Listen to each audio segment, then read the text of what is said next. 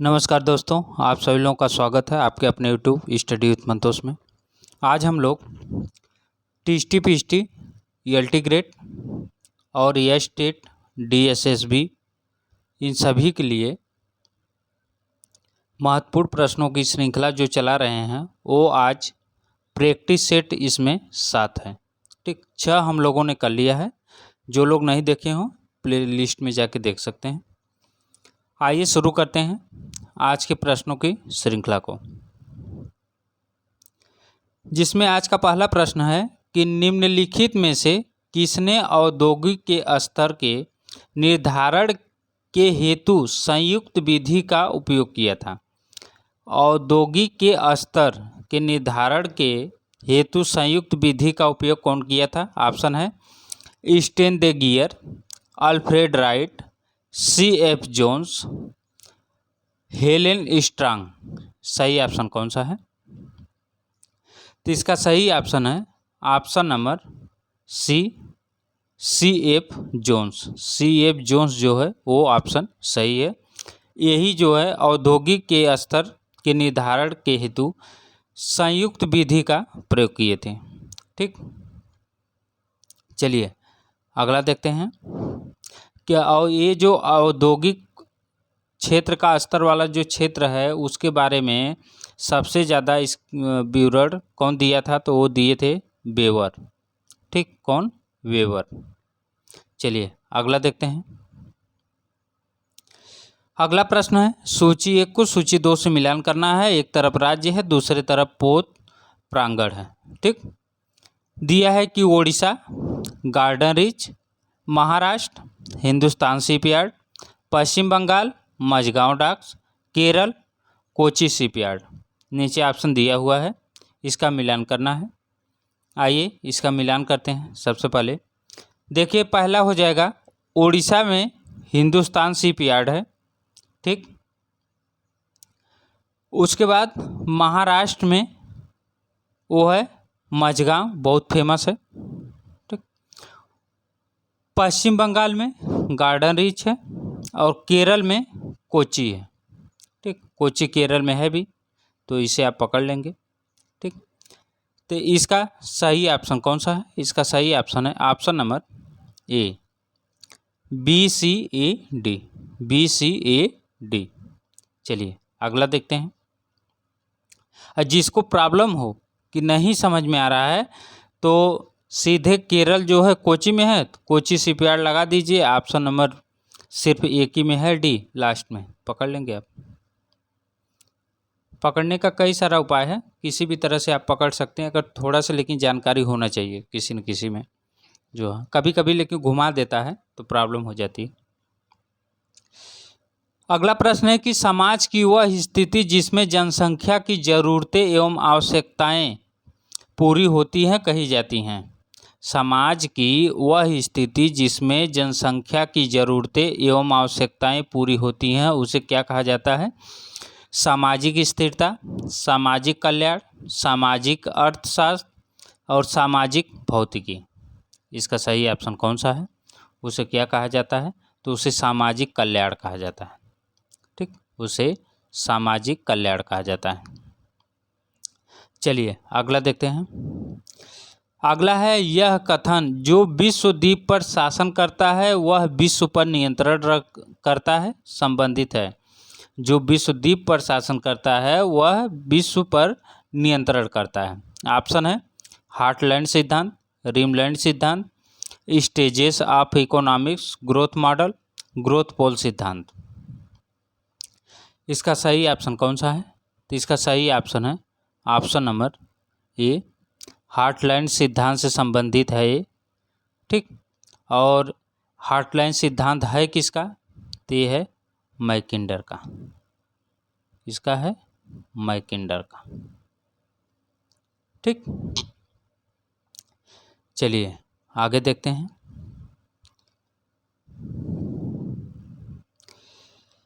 अगला प्रश्न है कि सीमाएं राज्य की त्वचा की तरह हैं कथन संबंधित है। सीमाएं राज्य की त्वचा की तरह हैं, यह कथन किसका है? TH होल्डिज का, रेडजेल, बॉक्से, मैकइवन। तो इसमें किसका है? तो इसका सही ऑप्शन है ऑप्शन नंबर बी, ये है रेड जेल का। सीमाएं राज्य की त्वचा की तरह है, ये कथन है रेड जेल का। ठीक, इन्हें राजनीति भूगोल का पिता भी कहा जाता है। राजनीति भूगोल का पिता भी कहा जाता है, ये जो है बहुत फेमस है, इस चीज़ को याद रखिएगा। चलिए आगे देखते हैं। अगर ये भी पूछे कि सीमाएं राज्य की त्वचा की तरह है, इससे संबंधित जो है कि कोई सिचुएशन या कुछ दिए थे, तो वो 3 कारक बताए थे रेड जेल, थोड़ा सा उसके बारे में भी जान लीजिए। 3 कौन कौन दिए थे? तो वो दिए थे लेज,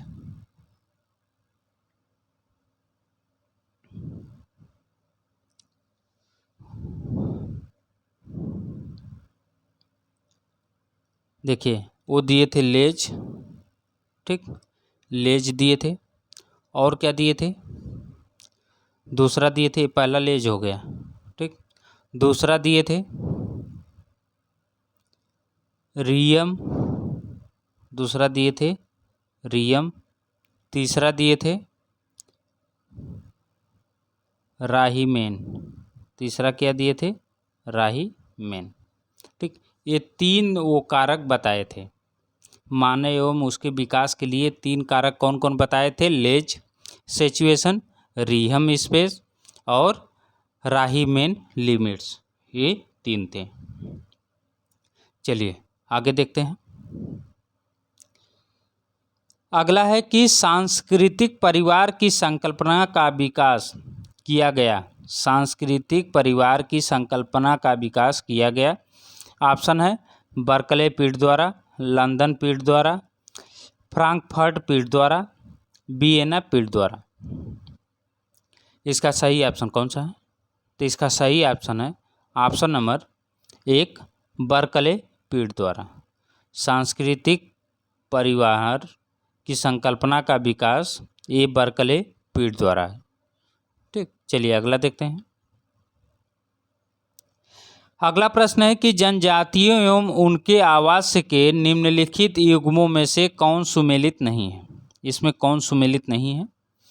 ऑप्शन है फुलानी पश्चिम बंगाल, मसाई पूर्वी अफ्रीका, बंटू, इसका नाम पूरा है बांटू, बंटू भी बोलते हैं, सहारा, नुबा, सूडान। सही ऑप्शन इसका कौन सा है? तो सही ऑप्शन है ऑप्शन नंबर सी, जो सी है बांटू सहारा, यही जो है सुमेलित नहीं है, ठीक। बाकी सभी सुमेलित हैं। ये जो बांटू है ये अफ्रीका के विषुवत रेखीय प्रदेश में कहाँ पाया जाता है? कहाँ पाया जाता है? विषुवत रेखीय प्रदेश में,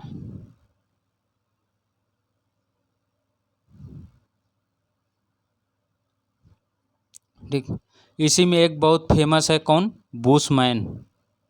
एक बुशमैन बहुत फेमस जनजाति है जो कहाँ रहती है? अफ्रीका के कालाहारी में। कहाँ रहती है? कालाहारी में, ठीक। चलिए आगे देखते हैं। अगला प्रश्न है निम्नलिखित में से कौन सी सौर तरंगे सुदूर संवेदन उपग्रहों द्वारा प्रयुक्त की जाती हैं? सौर तरंगे सुदूर संवेदन उपग्रहों द्वारा प्रयुक्त की जाती हैं। ऑप्शन है तापी और अक तरंगे, कास्मिक तरंगे, पराबैंगनी तरंगे, एक्सरे तरंगे। इसका सही ऑप्शन कौन सा है? तो इसका सही ऑप्शन है ऑप्शन नंबर ए, तापी तरंगे। तापी तरंगे जो हैं वो सौर तरंगे सुदूर संवेदन उपग्रहों द्वारा प्रयुक्त की जाती हैं, ठीक। चलिए अगला देखते हैं। ऑप्शन नंबर ए उसमें सही है। अगला प्रश्न है कि रलोक्सड्रोम नाम की सीधी रेखा खींची जाती है। रलोक्सड्रोम नाम की सीधी रेखा कहाँ खींची जाती है? ऑप्शन है साधारण बेलन प्रक्षेप पर, मर्केटर प्रक्षेप पर, ध्रुवीय प्रक्षेप पर, अंतर्राष्ट्रीय प्रक्षेप पर। सही ऑप्शन इसका कौन सा है? इसका सही ऑप्शन है ए, मर्केटर प्रक्षेप पर खींची जाती हैं। रालोक्सोड्रोम जो है वो मर्केटर प्रक्षेप पर खींची जाती हैं। ठीक, ऑप्शन नंबर बी सही है। चलिए अगला देखते हैं।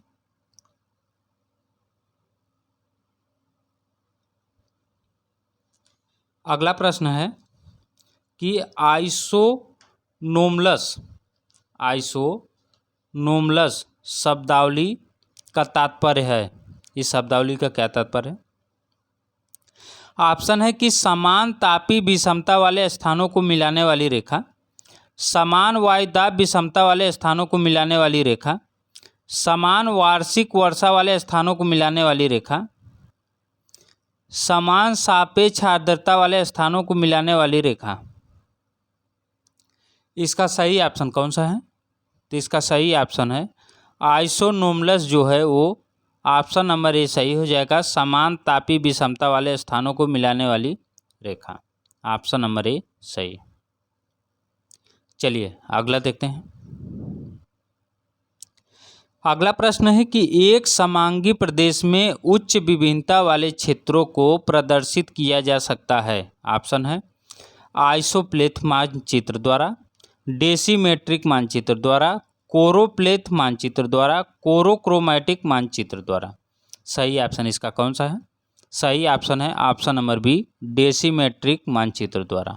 ऑप्शन नंबर बी सही हो जाएगा। ठीक, चलिए आगे देखते हैं। अभी एक दिन इस जितनी रेखाएं हैं ना सभी पे जो है एक वीडियो बना के अलग से इस पे डाल दूंगा ताकि सब एकदम क्लियर हो जाए। ठीक, यहाँ से प्रश्न बनता ही बनता है हर एग्जाम में। अगला है कि निम्नलिखित में से कौन सा महाद्वीप बोन प्रक्षेप पर शुद्ध रूप से प्रदर्शित नहीं किया जा सकता? बोन प्रक्षेप पर शुद्ध रूप से प्रदर्शित नहीं किया जा सकता। ऑप्शन है उत्तर अमेरिका, यूरोप, एशिया, ऑस्ट्रेलिया। तो कौन सा महाद्वीप बोन प्रक्षेप पर शुद्ध प्रदर्शित नहीं किया जा सकता है? सही ऑप्शन है option number C, Asia. Asia को जो है बोन प्रक्षेप पर आप नहीं प्रदर्शित कर सकते हैं। ठीक, चलिए अगला देखते हैं। अगला प्रश्न है कि एक बृहत मापक मानचित्र जिसमें भौतिक एवं सांस्कृतिक दोनों विषमताएं सम्मिलित होती हैं कहा जाता है, उसे क्या कहा जाता है?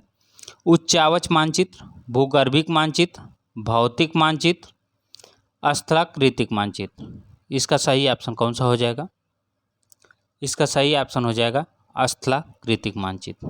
ठीक, एक बृहत मापक मानचित्र जिसमें भौतिक एवं सांस्कृतिक दोनों विषमताएं सम्मिलित होती हैं वो है स्थलाकृतिक मानचित्र। चलिए अगला देखते हैं। अगला है कि लॉरेंज वक्र का प्रयोग किया जाता है। लॉरेंज वक्र का प्रयोग किया जाता है। ऑप्शन है स्थानिक असमानता के मापन के लिए, स्थानिक प्रतिरूप के मापन के लिए, स्थानिक संबंध के मापन के लिए, स्थानिक वैषम्य के मापन के लिए। सही ऑप्शन इसका कौन सा हो जाएगा? तो लॉरेंज वक्र का जो प्रयोग किया जाता है वो स्थानिक असमानता के मापन के लिए किया जाता है। ऑप्शन नंबर ए सही हो जाएगा। ठीक, चलिए अगला देखते हैं। अगला प्रश्न है कि नामिक मापक पर मापित अधिवासों के स्वरूप को प्रदर्शित किया जा सकता है। नामिक मापक पर मापित अधिवासों के स्वरूप को प्रदर्शित किया जा सकता है। ऑप्शन है कोरोप्लेथ मानचित्र द्वारा, आइसोप्लेथ मानचित्र द्वारा, कोरोक्रोमैटिक मानचित्र द्वारा, डेसीमेट्रिक मानचित्र द्वारा। सही ऑप्शन है ऑप्शन नंबर सी, कोरोक्रोमैटिक मानचित्र द्वारा। ठीक, ऑप्शन नंबर सी सही है। चलिए अगला देखते हैं। अगला प्रश्न है कि जॉन ग्रियर्सन रेखा आरेख पर ऊपर से नीचे के ढाल पर होती है तो उसका तात्पर्य होता है। जो जॉन ग्रियर्सन रेखा आरेख पर ऊपर से नीचे के ढाल पर होती है तो उससे उसका क्या तात्पर्य होता है। ऑप्शन है धनात्मक सहसंबंध, ऋणात्मक सहसंबंध, अधिकतम सहसंबंध, कोई संबंध नहीं। सही ऑप्शन है ऋणात्मक संबंध। इसका सही ऑप्शन कौन सा है, वो है ऋणात्मक संबंध। चलिए अगला देखते हैं। अगला प्रश्न है कि निम्नलिखित तकनीकों में से किसे अवस्थिति विशिष्ट आंकड़ों के मानचित्र में उच्च परास के मानों को प्रदर्शित करने हेतु प्रयोग किया जाता है। ऑप्शन है वृत्त रेखा, वलया रेखा, गोली आरेख, मिश्रित दंडा आरेख। इसका सही ऑप्शन कौन सा हो जाएगा। तो इसका सही ऑप्शन है ऑप्शन नंबर सी, गोली आरेख। ठीक, निम्नलिखित तकनीकों में से किसे अवस्थिति विशिष्ट आंकड़ों के मानचित्र में उच्च परास के मानों को प्रदर्शित करने हेतु प्रयोग किया जाता है तो वो है गोली आरेख। ऑप्शन नंबर सी सही हो जाएगा। चलिए अगला देखते हैं। अगला प्रश्न है कि निम्नलिखित में से कौन सी सांख्यिकी विधि भौगोलिक प्रतिरूपों का माप नहीं है। ऑप्शन है निकटतम पड़ोसी बिंदु विधि, विचलन गुणांक, सेंट्राग्राफिक विधि, गिनी गुणांक। सही ऑप्शन कौन सा है। सही ऑप्शन नंबर बी, विचलन गुणांक। ठीक, सांख्यिकी विधि भौगोलिक प्रतिरूपों का माप नहीं है, वो है विचलन गुणांक। ऑप्शन नंबर बी सही हो जाएगा। चलिए अगला देखते हैं। अगला प्रश्न है कि गणितीय माध्य से सभी विचलनों का योग सदैव होता है। क्या होता है। 0.0, -1.0, +1.0, +2.49। सही ऑप्शन कौन सा है। तो गणितीय माध्य के सभी विचलनों का योग सदैव 0.0 होता है। कितना होता है 0.0। ऑप्शन नंबर ए सही हो जाएगा। चलिए अगला देखते हैं। अगला प्रश्न है कि मल्टी स्पेक्ट्रल स्कैनर सिस्टम जिसे सुदूर संवेदन द्वारा हवाई छायाचित्र प्राप्त करने हेतु प्रयोग किया जाता है संबंधित है। किससे संबंधित है। ऑप्शन है लैंडसेट इमेजरी से, हवाई छायाचित्र से, साइड लुकिंग एयरबोर्न राडार से, अत्यधिक ऊंचाई वाले हवाई छाया चित्रण से। सही ऑप्शन इसमें कौन सा है। सही ऑप्शन है option number A, Landsat imagery से। मल्टी स्पेक्ट्रल स्कैनर सिस्टम जिसे सुदूर संवेदन द्वारा हवाई छायाचित्र प्राप्त करने हेतु प्रयोग किया जाता है वो है लैंडसेट इमेजरी से। ठीक, चलिए अगला देखते हैं। अगला प्रश्न है कि प्रसरण का माप जो गणितीय माध्य के नकारात्मक प्रभाव से मुक्त होता है कहा जाता है। क्या कहा जाता है। औसत विचलन, मानक विचलन, विभिन्नता गुणांक, चतुर्थांक विचलन। सही ऑप्शन कौन सा है। तो वो है मानक विचलन। प्रसरण का माप जो गणितीय माध्य के नकारात्मक प्रभाव से मुक्त होता है उसे कहा जाता है मानक विचलन। ठीक, चलिए अगला देखते हैं। अगला प्रश्न है कि बर्गीबाद परियोजना स्थित है। तो बर्गीबाद परियोजना कहाँ स्थित है। ऑप्शन है तापी नदी पर, नर्मदा नदी पर, सोन नदी पर, महानदी पर। सही ऑप्शन इसका है नर्मदा नदी पर। बर्गीबाद जो है वो नर्मदा नदी पर है। ठीक, चलिए अगला देखते हैं। अगला प्रश्न है कि भारत में कृषि बाढ़ के मैदानों से मरुस्थल तक कहीं भी होती है। भारत में कृषि बाढ़ के मैदानों से मरुस्थल तक कहीं भी होती है। कथन है ये। कारण है कि देश में अनेक प्रकार की मिट्टियाँ पाई जाती हैं। तो इसका ऑप्शन है ए और आर दोनों सही, आर ए की सही व्याख्या है। ए और आर दोनों सही है, आर ए की सही व्याख्या नहीं है। ए सही, आर गलत है। ए गलत है, आर सही है। इसका सही ऑप्शन कौन सा हो जाएगा? सही ऑप्शन हो जाएगा ऑप्शन नंबर ए और आर दोनों सही है, आर ए की सही व्याख्या है। ठीक, चलिए अगला देखते हैं।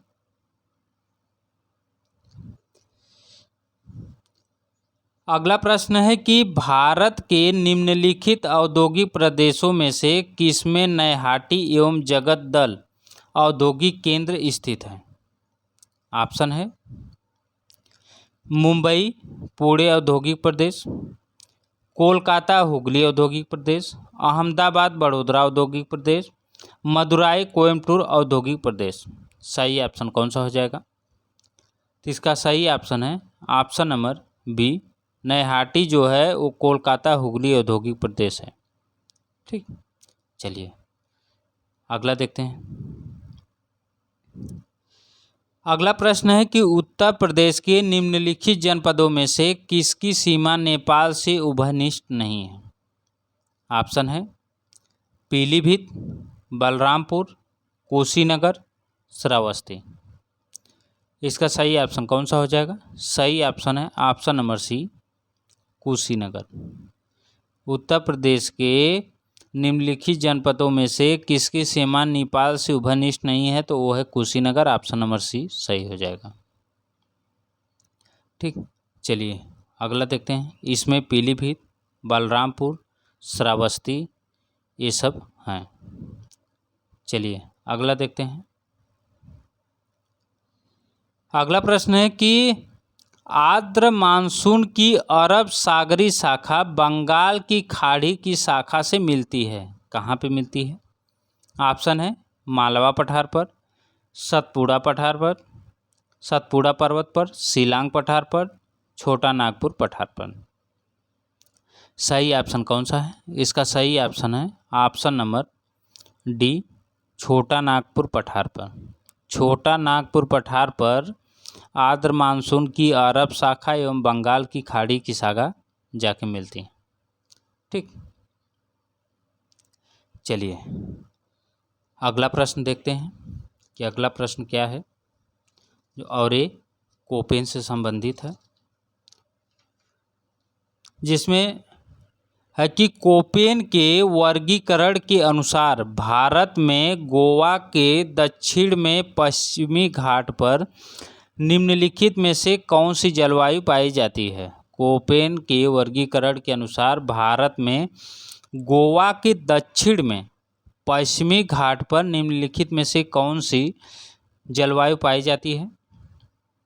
ऑप्शन है AS, AW, CWD, AM, W। सही ऑप्शन कौन सा हो जाएगा? तो इसका सही ऑप्शन है ऑप्शन नंबर डी, ये है AM, W, मानसूनी जलवायु पाई जाती है। और अगर कोपेन का आपको पूरा पढ़ना है ब्यूरड और इनका वर्गीकरण, तो आप हमारे प्ले लिस्ट में चले जाइए। टेस्टी पेस्टी का जो प्ले लिस्ट है उसमें मैं पूरा इसको पढ़ाया हूँ और अच्छे से पूरा समझा दिया हूँ। वहाँ पे आप एक बार उसको देख लीजिए, कभी नहीं भूलेंगे। चलिए अगला देखते हैं। अगला प्रश्न है कि भारत में केंद्र और राज्य के बीच शक्ति के स्पष्ट विभाजन के साथ संघीय व्यवस्था वाली सरकार है। भारत का संघवाद उन अपार विविधताओं से जुड़ा हुआ है जो भारत के राज्यों के अंतर्गत विद्यमान हैं। ऑप्शन है इसका ए और आर दोनों सही, आर ए की सही व्याख्या है। ए और आर दोनों सही, आर ए की सही व्याख्या नहीं है। ए सही, आर गलत है। ए गलत है, आर सही है। इसका सही ऑप्शन कौन सा है? तो इसका सही ऑप्शन है ऑप्शन नंबर बी, ए और आर दोनों सही है लेकिन व्याख्या ये नहीं कर रहा है। ठीक, चलिए अगला देखते हैं।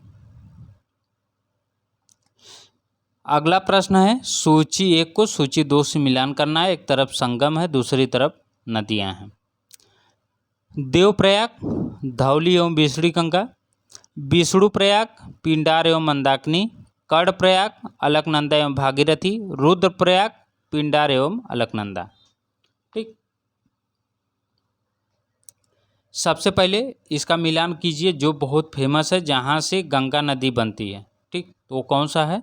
सबसे पहले वो है देवप्रयाग, जिसमें अलकनंदा और भागीरथी आके मिलती हैं। ठीक, 3 का ए इसका सही ऑप्शन धीरे धीरे अब मिल रहा होगा। चलिए अगला पहले देख लेते हैं। विष्णु प्रयाग में धौली एवं विष्णु गंगा मिलती हैं। धौली और विष्णु गंगा मिलती हैं। ठीक, उसके बाद है कर्णप्रयाग में पिंडार और अलकनंदा मिलती हैं। ठीक, और रुद्रप्रयाग में जो है वो पिंडार एवं मंदाकिनी मिलती हैं। अगर इसके पूरा विवरण आपको देखना है तो मैं जो है पूरा लाइनिंग से पढ़ाया हूँ इसको, पूरा कहाँ कहाँ पे कौन मिलती है, कौन सी जगह पे मिलती है। एक वीडियो मैं सिर्फ गंगा नदी का बनाया हूँ, आप वहाँ जाके देख लीजिए, पूरा क्लियर हो जाएगा इसके बारे में। ठीक, अगर क्लियर करना चाहते हैं पूरा तब तो इसमें हो जाएगा 3 का ए। ठीक, 1 का हो जाएगा बी, 1 का बी। उसके बाद हो जाएगा आपका 2 का डी। उसके बाद हो जाएगा 4 का सी। ठीक, बाकी इसमें आप मिला लीजिएगा। इसमें ऑप्शन नंबर सी सही हो जाएगा। आप देख लीजिएगा, मैं पूरा मिला लिया हूँ। और आपको अगर पूरा विवरण पढ़ना है तो एक बार आप प्ले लिस्ट में जाके देखिए, वहाँ पे बहुत सारा मैटर मैं डाला हूँ। एक बार अगर वहाँ आप चले जाएंगे ना तो पूरा आपको कंसेप्ट सबका क्लियर हो जाएगा। उसमें बहुत सारा वीडियो मैं डाला हूँ, बहुत क्वेश्चन वहाँ पे कराया हूँ। ठीक, चलिए अगला देखते हैं। पीर पंजाल श्रेणी भाग है, किसका भाग है? ऑप्शन है ट्रांस हिमालय का, महाहिन हिमालय का, शिवालिक हिमालय का, लघु हिमालय का। सही ऑप्शन कौन सा है? तो पीर पंजाल श्रेणी जो है वो लघु हिमालय का भाग है। किसका? लघु हिमालय का भाग है। ऑप्शन नंबर डी सही हो जाएगा। ये रहा आज के प्रश्नों का श्रृंखला। और भी आप डिटेल जाके पढ़ सकते हैं, और भी क्वेश्चन को हल कर सकते हैं। आप हमारे प्लेलिस्ट में जाइए, एक बार हमारे चैनल पे पहले पूरा चेक कर लीजिए। अगर कहीं आपको गड़बड़ दिखता है तो आप जो है कि मत पढ़िएगा, नहीं तो आप जो है पूरा वीडियो देख सकते हैं और आराम से सब कुछ पढ़ सकते हैं यहाँ पे। और वीडियो को लाइक शेयर करना मत भूलिएगा, चैनल को सब्सक्राइब कर लीजिएगा जो लोग नए होंगे। फिर मिलेंगे नेक्स्ट वीडियो पे, तब तक के लिए नमस्कार।